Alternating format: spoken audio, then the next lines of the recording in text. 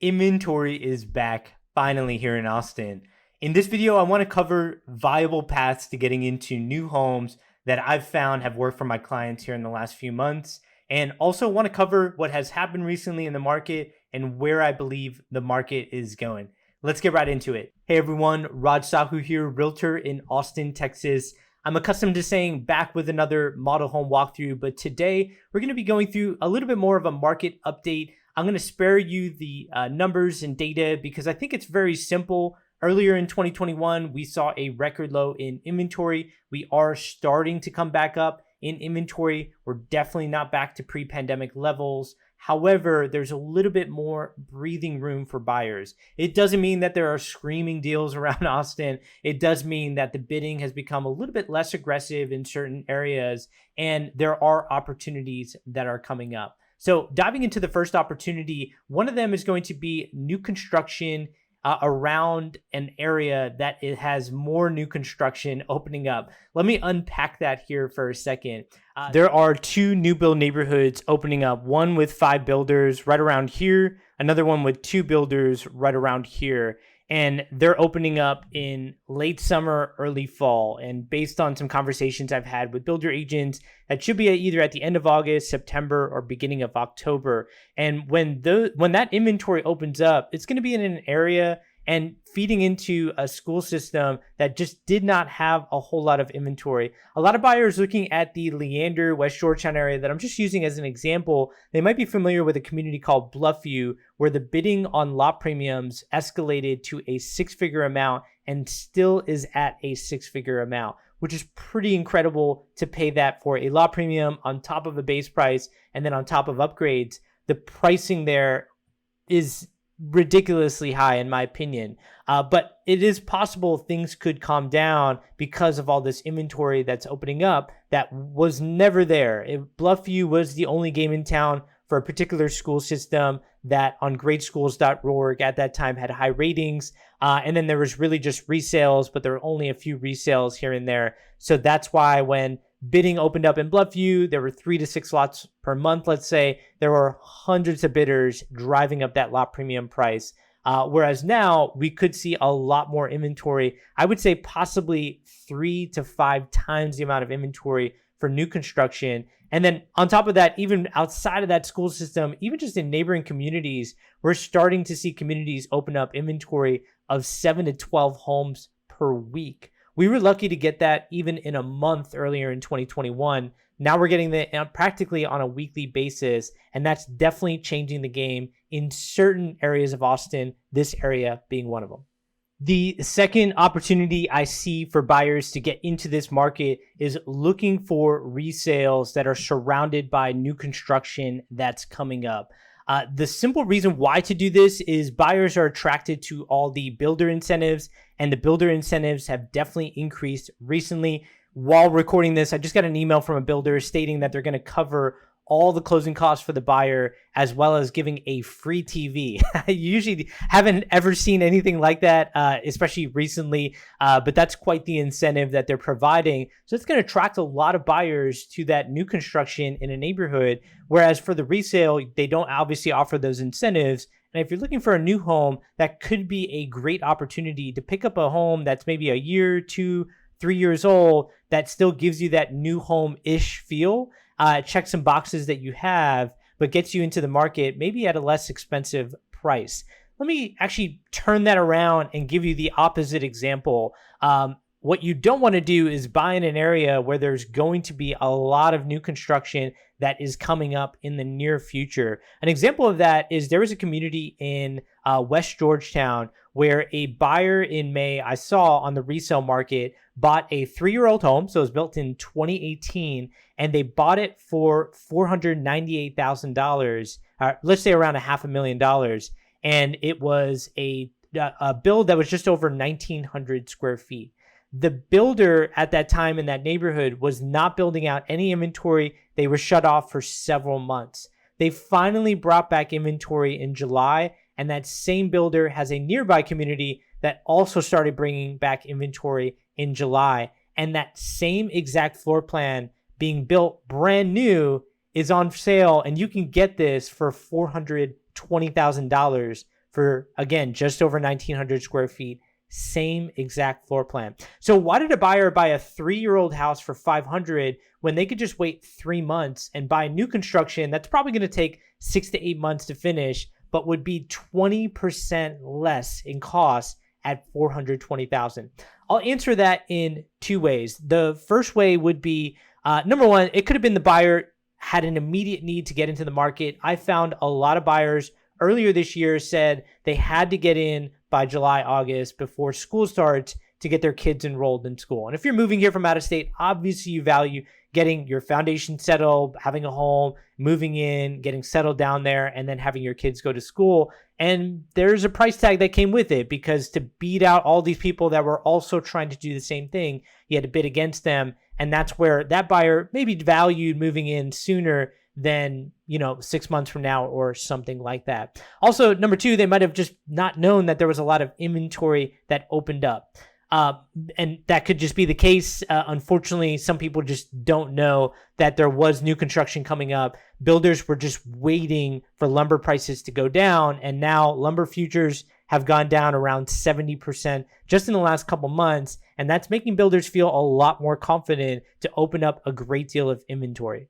I do want to mention, while we're on it, a lot of people will just take my example that I just provided and said, wait a second, $500,000 for 2018 build, and then 2 months later, $420,000 for a 2021 or what will eventually be a 2022 build. That's a 20% decrease. There must be a bubble bursting in Austin. And I have to correct some of the things that are being stated, because there's a lot of clickbait that's out there.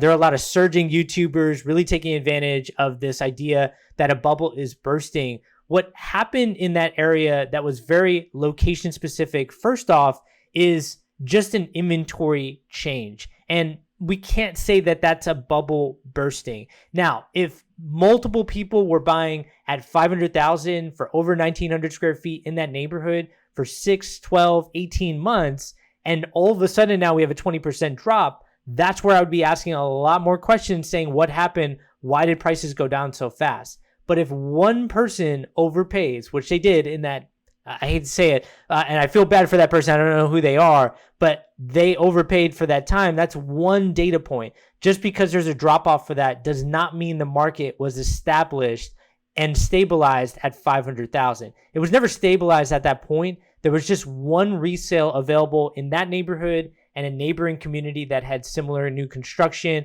and there was no new construction, so they went from one resale to 2 to 3 months later in July and August, they're opening up 10 to 15 homes on a weekly basis. So think about that for a second. In May, there was one resale available, no new construction. In July and August, they're opening up 10 to 15 homes a week in each of the neighborhoods. So instead of one resale, they now have 20 to 30 opportunities to buy.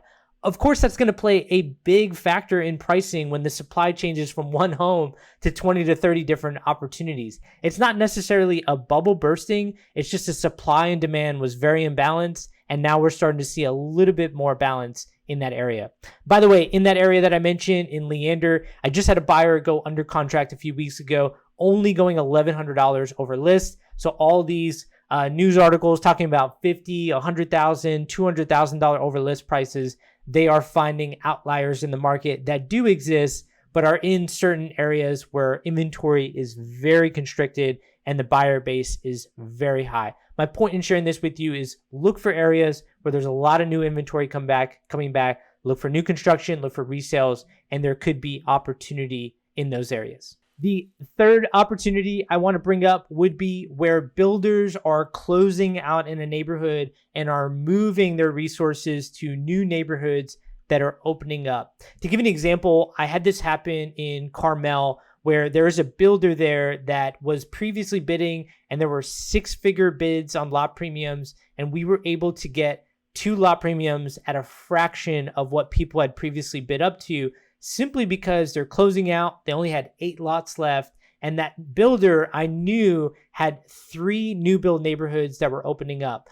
2 of them in Leander, 1 in South Austin. And so they had a a reason, a big motivation to move their resources to those communities and sell at a discount. And that's when I got a phone call from that builder stating, "Hey, you've had previous interest from clients in this neighborhood. I have a build that is opening up, and we'll give it to you first come, first serve." And I actually got them to open up another lot because I had two clients that wanted to move into the same neighborhood that knew each other. And if those clients are listening, congratulations. I'm so excited for you. What a fantastic opportunity. My point in sharing this with everyone is there are deals that are fake and there are deals that are real. The fake deals are like I hate to point them out, but like Macy's Retail will retail something for $200 when other retailers are selling it for $50. And then Macy's will come back 2 weeks later and say 75% off. We have that now going for $50. Whereas every other retail was already at $50, and you could probably find it online for $40. Hate to rag on Macy's, but I see them do that often, and it's a really good example of a fake deal. Does that happen in the real estate market where builders sometimes start high and then they come down? Absolutely. And that's where I would point out their high price did not make any sense based on what was happening in the market in that area. Let's wait till prices come down. There's a new build neighborhood, by the way, in Georgetown that's doing this. And I've told all my buyers, don't buy there. It doesn't make any sense unless we get some sort of exclusive deal where they get a big percentage off the lot premium there. Right now, I think the lot premiums are too high. There are real deals though, like there's a builder in Hutto that has recently discounted their pricing because they're opening up another new build neighborhood in Leander and they have to move their resources there. And the builder agent I know has been traveling between Hutto and Leander. And if you know anything about North Austin, going east and west outside of 45 is going to be very difficult. That builder agent said they can't keep doing that and open up a new build neighborhood. So lo and behold, that Hutto neighborhood that only has about 5 to 10 opportunities has now discounted their pricing. And in my opinion, that is a real deal that has come up. And I say deal in quotes. Of course, prices have escalated over time. It's not like these are screaming deals compared to what you have purchased before. But if you are trying to get into the market, I think there are viable paths to do that where you see new construction, new build neighborhoods that are finishing up and they have to move their resources elsewhere. So that's going to be it for this market update. What I want to say to buyers is, first off, take a deep breath if you're still in the market and understand that if you are concerned about buying when prices have escalated, identify positive catalysts that are coming for years to come. When I work with clients one-on-one, I'm constantly telling them about a $1 billion development here, a project that's coming here, new job growth that's coming here via a tech company like Apple or like a children's hospital like Dell or Texas Children's. There are lots of announcements that have been coming, and people don't realize that these are developments that are not going to be fully built out till next year or 2023 or even 2024, 2025. These are positive catalysts for years to come. And if you can buy in these areas, even when prices have already gone up, and hold long-term being the key, you can possibly do well in some of these areas. And as we always say with Austin, if you are looking to live here, understand the amount of money that's being invested here and the projects that are happening. I was just telling somebody yesterday, with these $1 billion projects, their break even on these projects on their return is not 3 or 5 years out. It's decades out. These are 20 to 50 year bets on these parts of Austin. And if developers are betting that amount of money, billions of dollars, if hedge funds are betting that amount of money, billions of dollars, and people like Elon Musk and big tech companies and children's hospitals are betting money on these areas,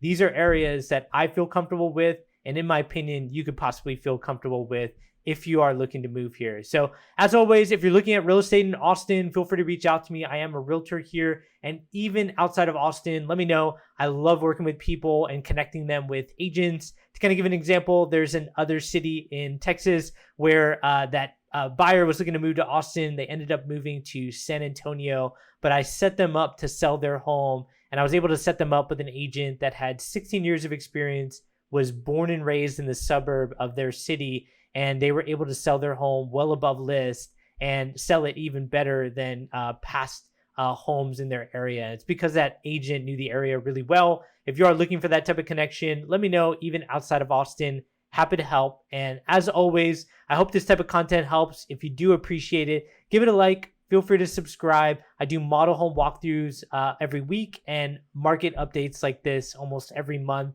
And again, happy to help if anybody needs it. Take care.